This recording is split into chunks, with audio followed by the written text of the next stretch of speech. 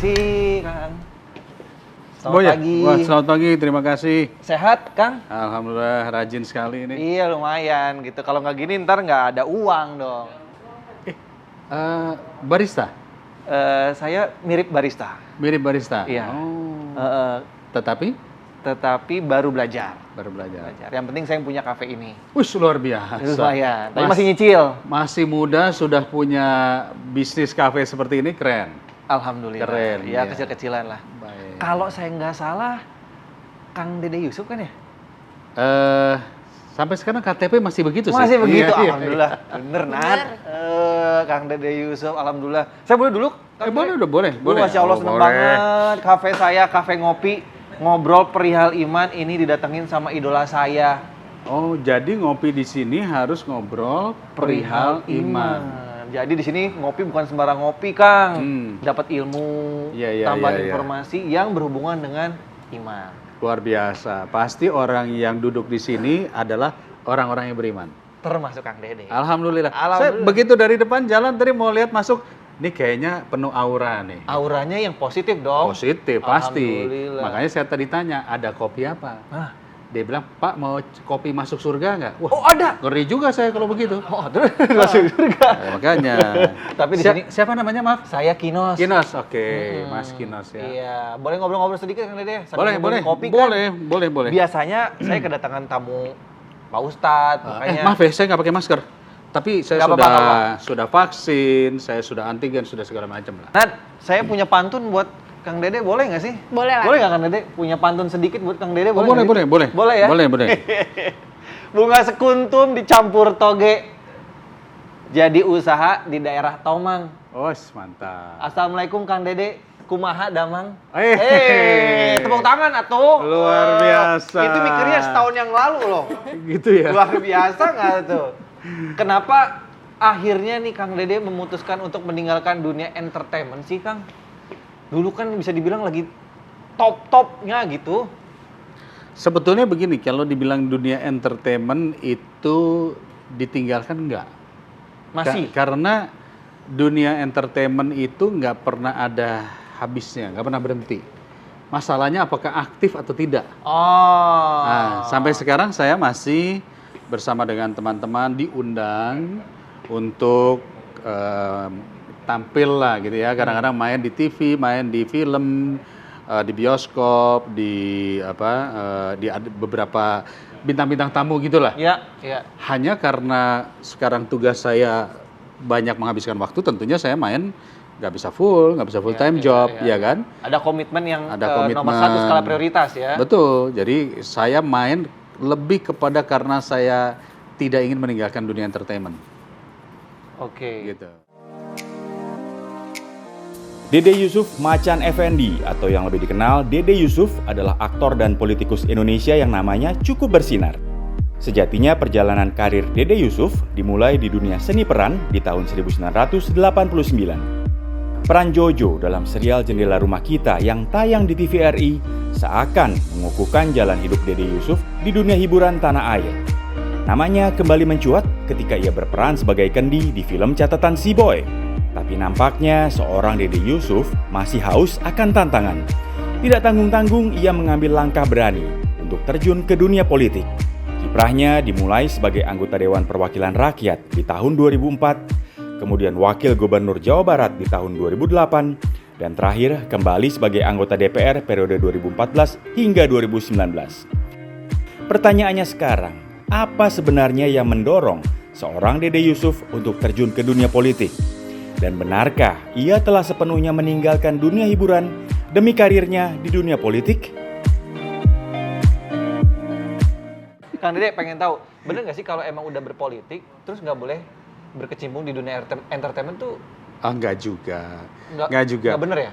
Aturannya tidak ada. Yang tidak boleh itu adalah kalau kita masuk dalam dunia pemerintahan atau dunia politik, ada etika di situ. Nah, salah satu etikanya tidak boleh namanya berurusan dengan terima kasih Mbak Gina ya namanya, bukan? Bukan, itu istri saya. Oh, maaf, Itu sorry. di rumah. Oh ya, oke. Yang ini mau dibawa ke rumah.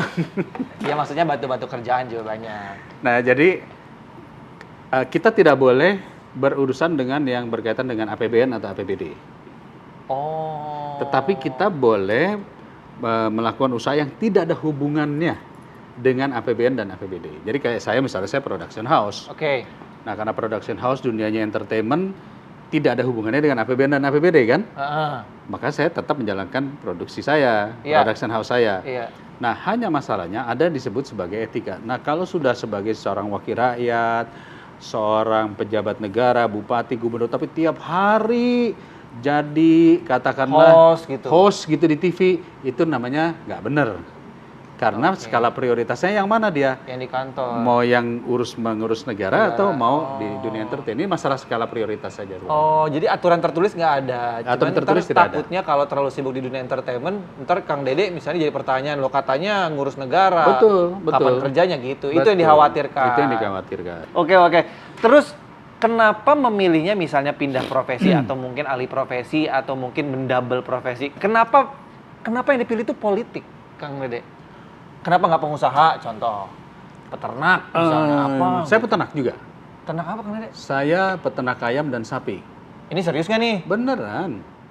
Jadi saya punya di kampung itu karena saya setiap seminggu sekali kan turun ke kampung ya. Namanya daerah pemilihan lah ya. Di situ saya membina petani, membina macam-macam peternak dan sebagainya. Nah, akhirnya saya lihat kok bagus juga ya, kok usaha di bidang ternak. Nah, saya mulailah bikin ayam, kandang ayam gitu kan untuk untuk broiler ya, untuk daging gitu ya. Terus kemudian sapi, kambing. Nanti dijualnya pas Idul Kurban. Biasa kayak gitu.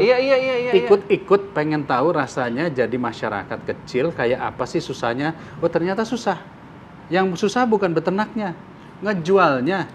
Pada saat mau menjual ternyata import masuk. Harga-harga jadi jatuh. Pakan terlalu mahal. Nah, di situ kita paham. Berarti ada kebijakan pemerintah yang tidak pas dengan kebutuhan masyarakat. Ada yang perlu dibuat untuk harus ada yang kita perbaiki. Gitu. Oh, itu bisa jadi salah satu triggernya Kang Dede memilih menjadi politik nggak sih? Politikus nggak? Memang menjadi politikus itu kan pertama bukan soal keren-kerenannya. Karena kalau soal keren saya dari dulu udah merasa keren. Merasa ya? Iya. Nah, karena tentunya sebagai selebriti kita harus yakin kita keren. Kalau nggak mungkin jadi artis. Iya kan? Iya, benar. Nah, tetapi ketika saya melihat kok banyak yang tidak bisa dilakukan ya, perubahan apa yang harus dilakukan? Ternyata untuk melakukan perubahan itu namanya kebijakan publik. Dan kebijakan publik sangat ditentukan oleh politik. Itu sebabnya saya tertarik masuk politik. Karena dengan masuk politik maka kita akan memahami kebijakan publik. Pelaku kebijakan publik adalah pemerintah, pembuat legislasi, pelaksana daripada yudikatif ya, misalnya kayak penegak hukum dan lain-lain kan ya. Dan tentu saja civil society. Civil society itu masyarakat. Kayak sekarang misalnya Kinos berbicara soal kopi lah, usaha kopi, UKM ataupun startup. Kok ini susah berkembang, nyari kredit ke bank aja susah, katanya ada KUR, katanya ada ini, tapi kita tidak bisa merasakan. Maka civil society bergerak. Bergeraknya kemana? Ya bergeraknya harus kepada dunia politik. Sehingga menyampaikan kepada wakil rakyat, menyampaikan kepada katakanlah perwakilan-perwakilan yang ada di sana, menyampaikan kepada pemerintah. Dan pemerintah tidak boleh kalau ada yang kritik-kritik ditangkap-tangkepin gitu, nggak boleh. Karena itu bagian daripada kebijakan publik, itu termasuk masyarakat.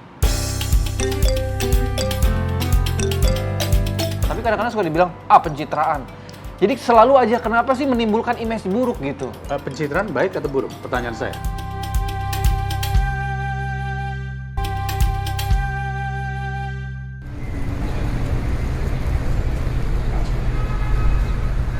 Kang Dede, penasaran lagi.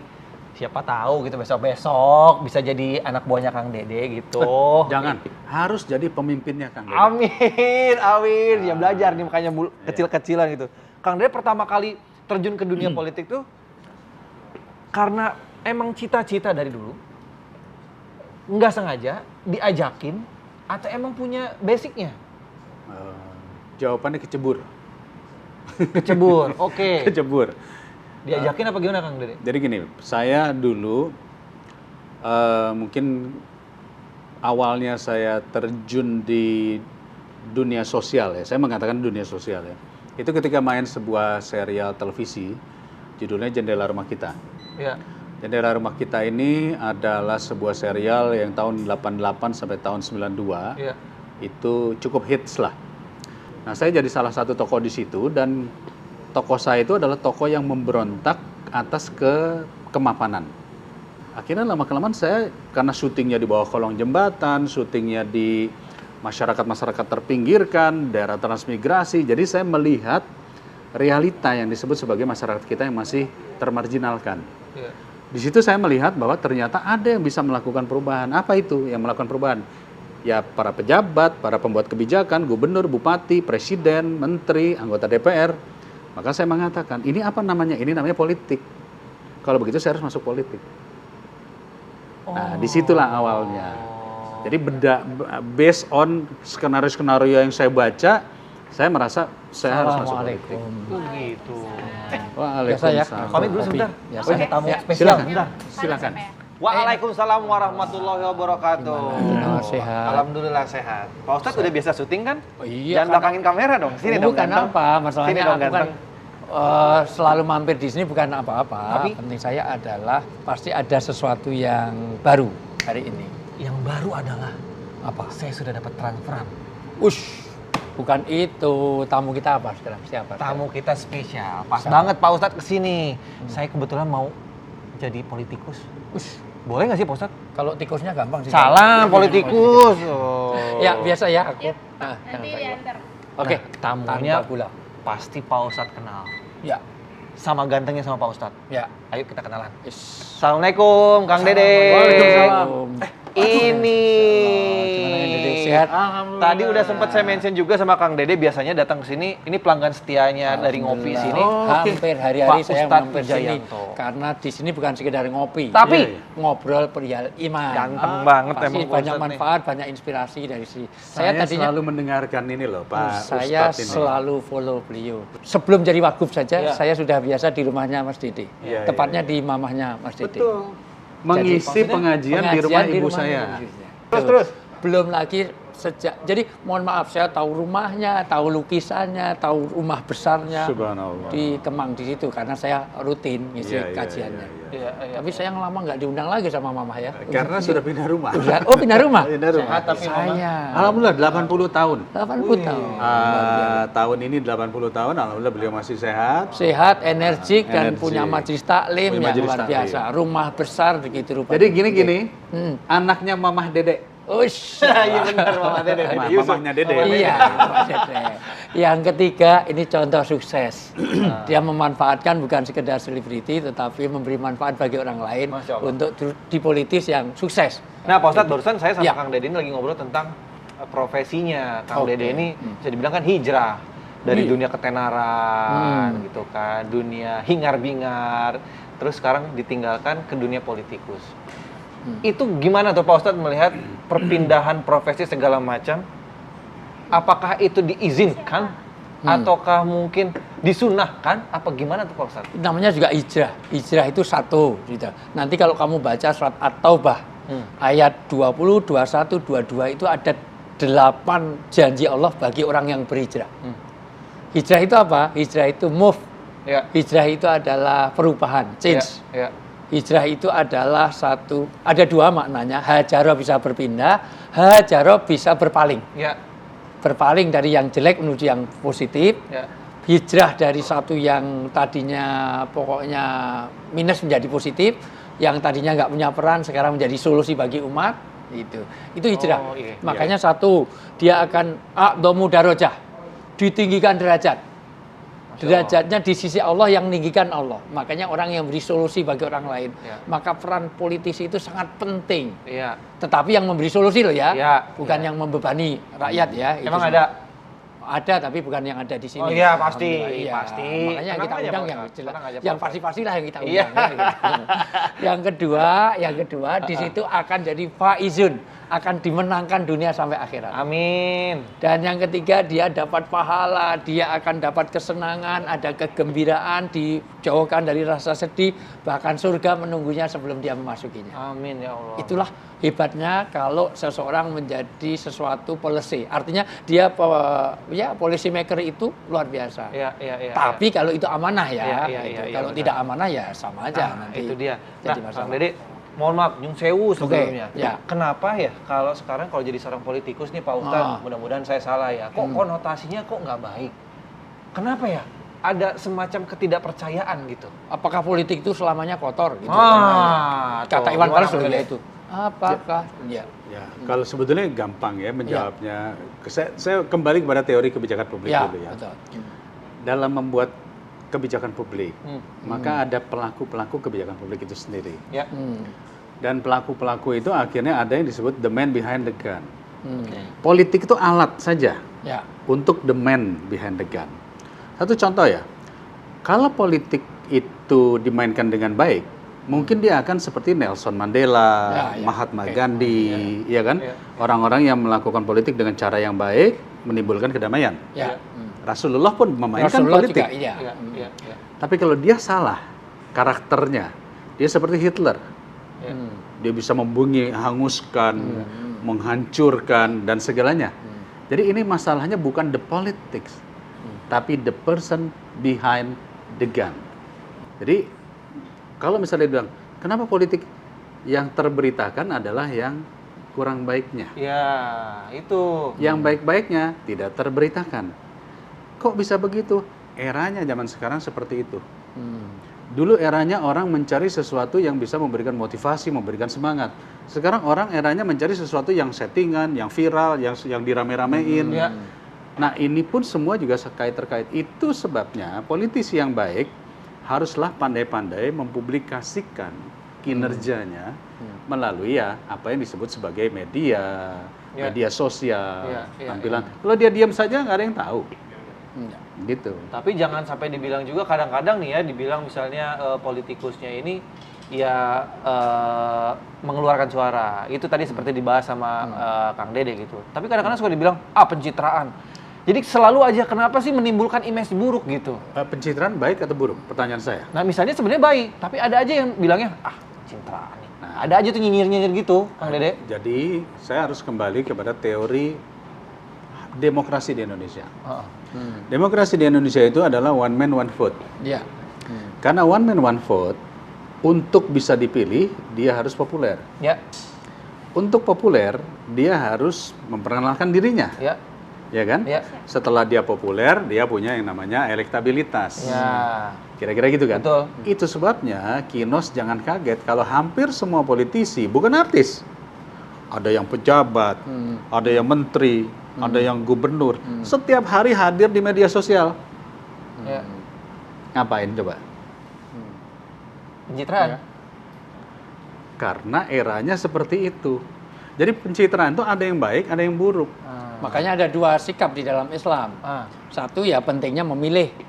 Ya. Artinya namanya pilihan kan harus punya kriteria ya. Iya. Artinya yang capable, tentu jangan yang amanah, yang semuanya. Artinya kita tidak idza wujdal amru ila ghairi ahli faqtadu sa'ah. Iya. Kalau kamu memilih sesuatu yang bukan pada ahlinya akan terjadi kerusakan. Iya. Betul. Ya ahlinya itu ya yang bisa dipercaya, yang punya Betul. capable, yang Iya. punya segala macam. Satu. Ya. Kedua juga bagaimana kita objektif dong. Ya. Karena kalau ada sifat namanya sifat hinjiriah. Hinjiriah itu adalah sifat babi. Babi itu dimasukkan di taman yang begitu bagus. Tamannya, buahnya oke, bunganya bagus. Tapi dia akan yang dilihat di mana? Yang di bawah. Artinya di comberan. Tentu aspek kita adalah memang begitu. Kadang-kadang bad news is good news kadang-kadang gitu. Itu yang jadi masalah. Jadi kita memang harus memverifikasi dalam hal ini. Ya. Apalagi sekarang hoax itu lebih mudah disebarkan daripada yang realitas Jadi faktanya. konteks yang disampaikan Ustadz tadi, Iya. kita pun juga harus pandai-pandai melihat ini pencitraan yang memang real atau kerja. Tapi sebenarnya pencitraan itu memang perlu, maksud Kang Dede. Saat itu perlu. ini apapun bentuknya pencitraan itu memang harus ada. Sebab kalau tidak muncul di media atau di media sosial orang mengatakan tidak bekerja. Iya benar. Iya kan? Benar. Jadi mau tidak mau seorang politisi siapapun dia harus tampil di media sosial tetapi bekerja. Oke. Bukan yang tampil gaya-gayaan doang Iya. gitu. Nah, tadi mereka tadi Iya. benar kata Kang Dede gitu, maksudnya bukan politiknya, bukan politikusnya, tapi bukan politiknya, tapi orangnya. Nah, makanya nanti ada dua pendekatan. Satu, amal baik itu boleh dengan terang-terangan, boleh dengan sembunyi-sembunyi.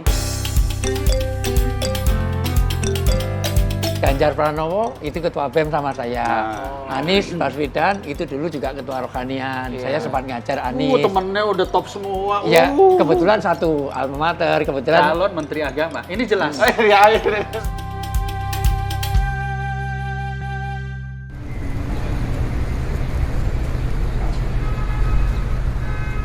Nah, ini untungnya ngopi di sini tuh ya itu. itu. Pak Ustadz tadi mau cerita apa Dua. tuh? Jadi bukan Dua apa masalah tadi? ria. Satu, boleh terang-terangan, di-share, dipublikasi, diviralkan, boleh.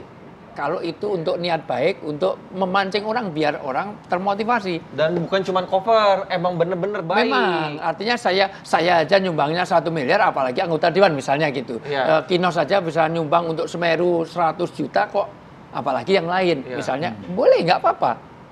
Boleh sir wa alania, itu boleh. Itu bukan ria. Adzan itu dikencengkan memang syariatnya.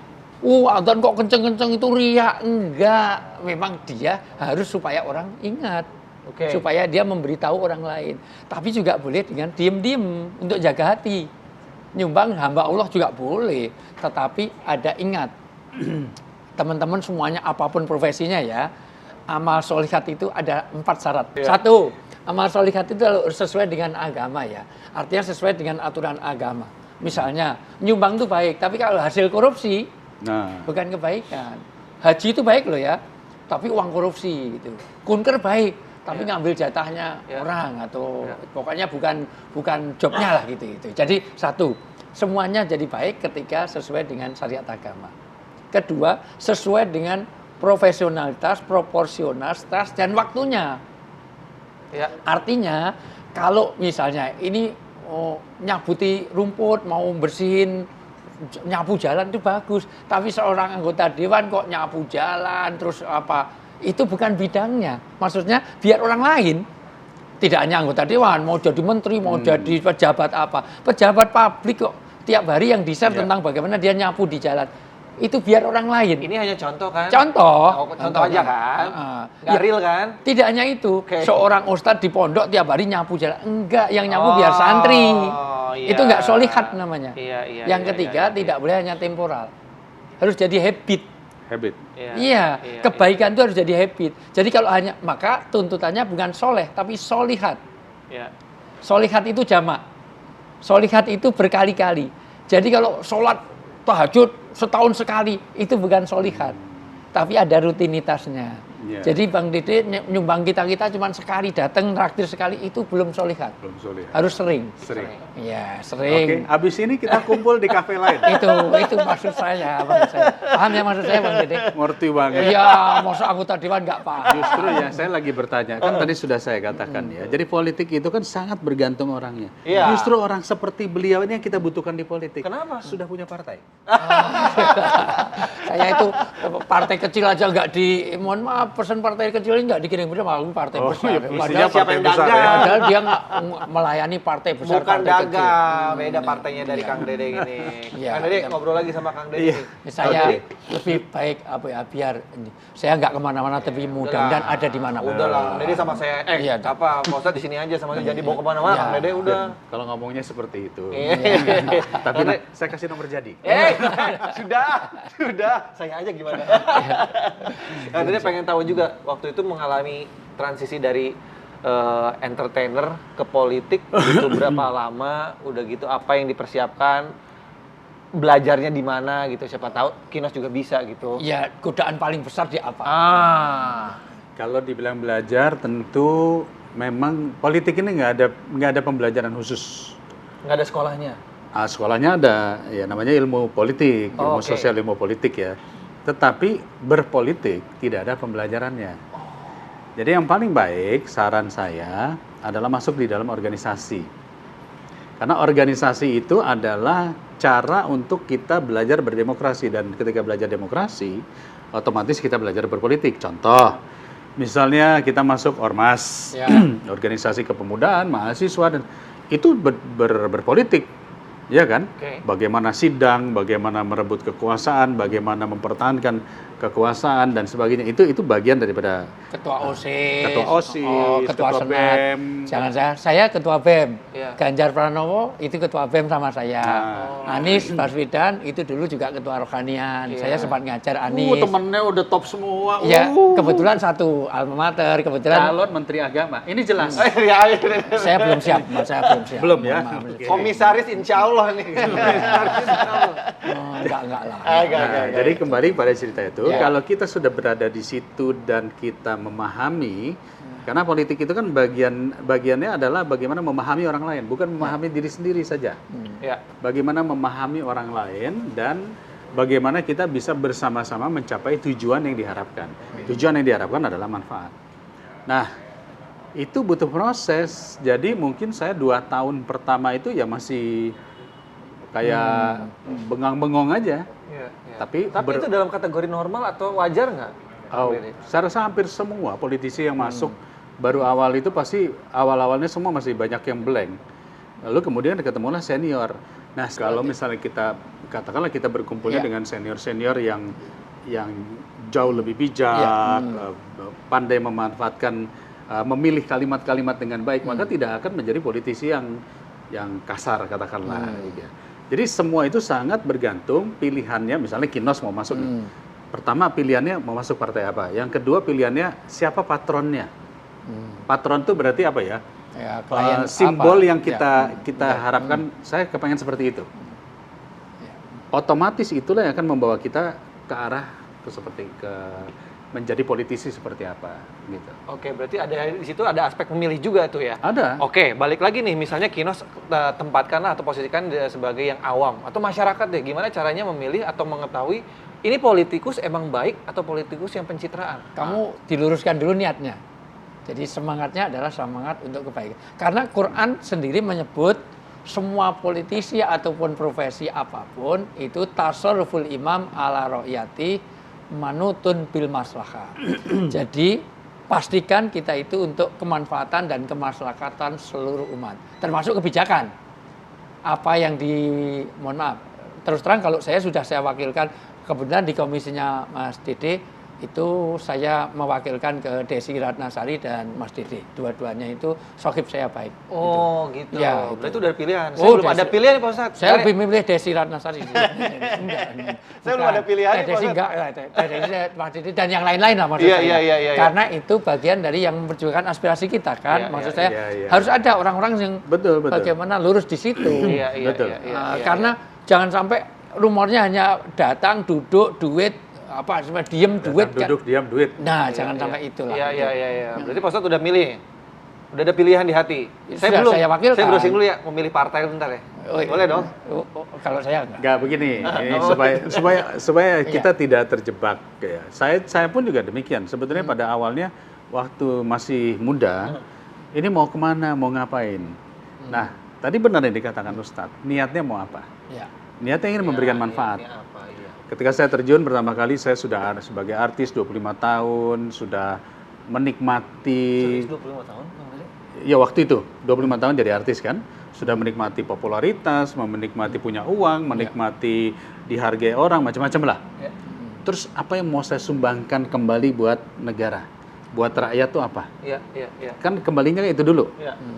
Baru saya bilang, oke kalau gitu saya ingin memperbaiki sektor A, B, C, D, kira-kira gitu. Iya. Maka saya masuk di politik. Dalam proses perjalanannya, ternyata politik tidak semudah yang kita harapkan. Iya. Kenapa? Tadi kita harus ketemu patron. Patron itu tadi saya katakan, idola kita di dunia politik siapa? Panutannya siapa? Panutannya siapa? Kalau salah memilih panutan, ya kita akan Iya. masuk ke areal yang mungkin tidak sesuai dengan kata hati kita. Ya, Jadi panutan itu menjadi penting. Iya. Ya kan? Nah, kalau kita menemukan panutan, wah saya suka panutan ini orangnya santun, baik, dalam menggunakan kalimat kata-kata bisa menjaga hati orang, emosi orang dan sebagainya. Cocok nih gitu. Cocok nih dengan kita. Iya. Karena kan kita punya karakter. Iya, belajar dari dia. Belajarlah dari dia. Kenapa saya nggak mau jadi penyanyi misalnya? Ya. Karena saya sadar diri, saya itu suka menyumbangkan lagu. Karena lagu apa aja kalau saya nyanyiin jadi sumbang, menyumbangkan lagu.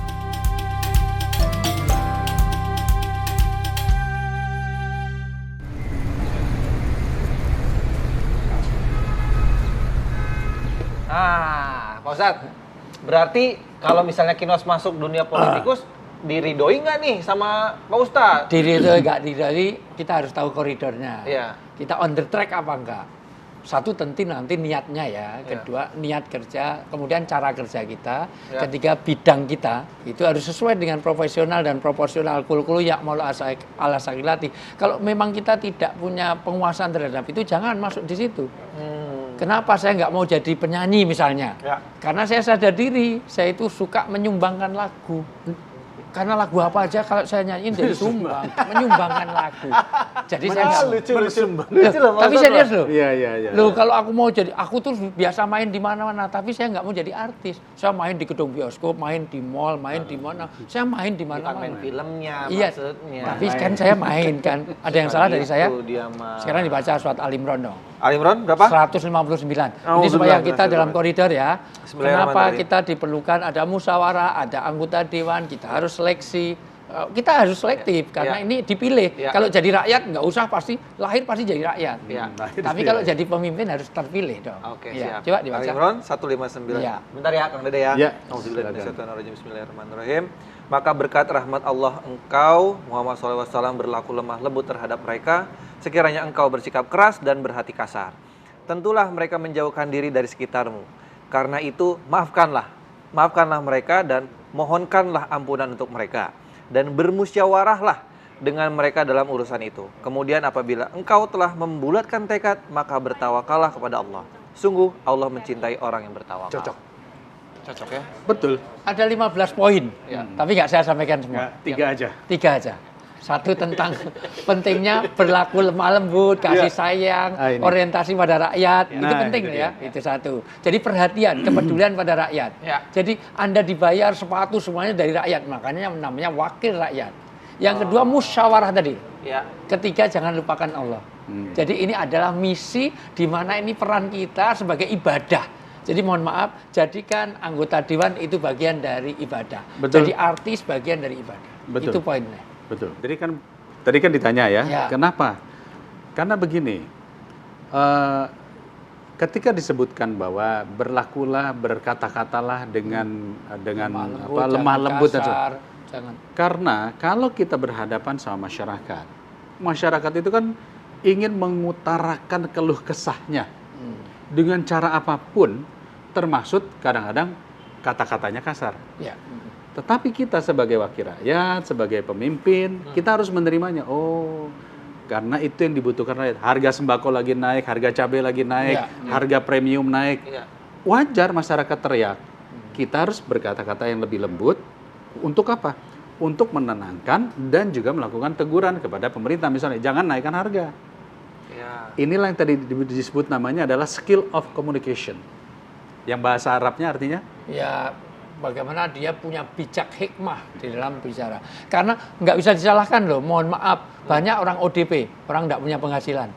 Itu OTG, orang tanpa gaji itu kondisi banyak betul-betul. Artinya bagi pedagang yang kaki lima segala macam, Betul. nggak boleh jualan, dibatasi waktunya. Betul. Sekarang batas waktu jam malam. Saya merasakan tetangga saya bukanya memang malam. Orang jualan pecel lele kan memang malam. Malam. Ya. Masa disuruh Disuruh pagi-pagi kan? pagi-pagi kan nggak ada yang beli. sulit. Memang pasarnya Betul. mahasiswa, pasarnya yang lain.